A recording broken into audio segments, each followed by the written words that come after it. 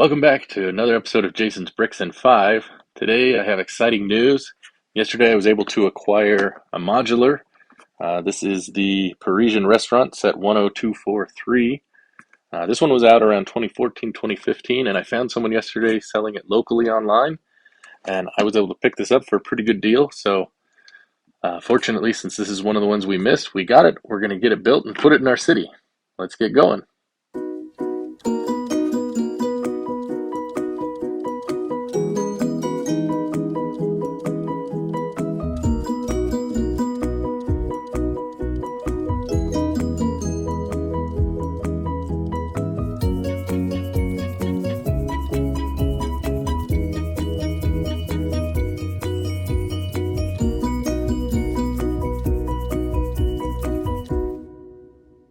So here it is. We've got the build completed. You can see the Parisian restaurant all set up intact. Um, it's a good build. I do like it. I was excited to get it before, and I'm just as happy with it now that I have it.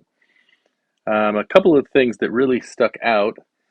Um, this set is from 2014, so it's an older set, 8 years ago, and it was a little bit different building this as opposed to some of the more recent modulars.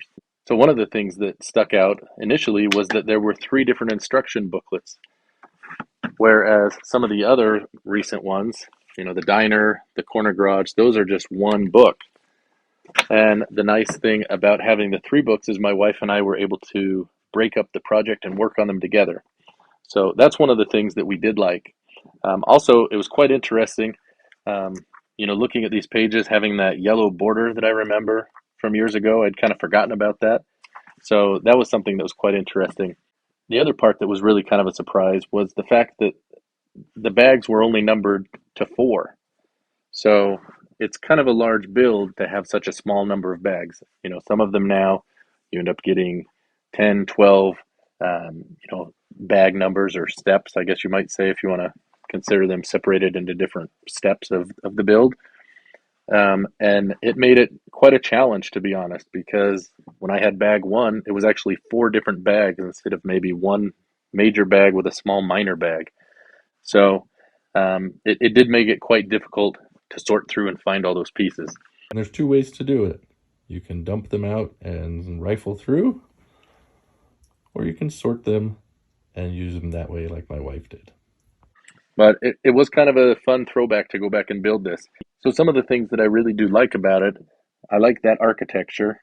I like how they used the white croissants on the front. They used these seashells. Gives it kind of that feel of a French restaurant. Also, I do like some of the detail inside. So on the bottom floor of the restaurant, you've got the kitchen area, you've got the dining area with the little lamps on there, you've got the little dresser or desk with the bottles. But it was a lot of fun to build some of the detail in that kitchen. I also like the covered roof out here. It's a lot of fun. On that second story, you've got the apartment. And one of the highlights, I think, of this build was that Murphy bed that comes in and out of the wall. That was kind of a neat little aspect they added in here. And then on the top floor, you have the artist studio. The back panel does flop open, so you can look in there easily. And you can see where the artist would work as well as the fireplace. So overall, it's a great build. I think it'll go well in the city, and I'm excited to get it placed. So I'm not exactly 100% sure where this is going to go in the city right now. I'm thinking of reconfiguring it a little bit because I want to add a train aspect to it, and the way that I've come up with doing that would involve elevating a little bit of that. So maybe in the next video or two, we'll have that update where I actually get this placed. I am leaning towards putting it maybe next to the boutique hotel because of the outdoor patio would be right next to each other. You've also got the artist studio, which would be next to the art gallery. So those would seem to make sense. But yeah, I'm super excited about it. Happy to get it added to the city. And thanks for watching. Don't forget to like and subscribe. And we'll see you next time on Jason's Bricks and Five.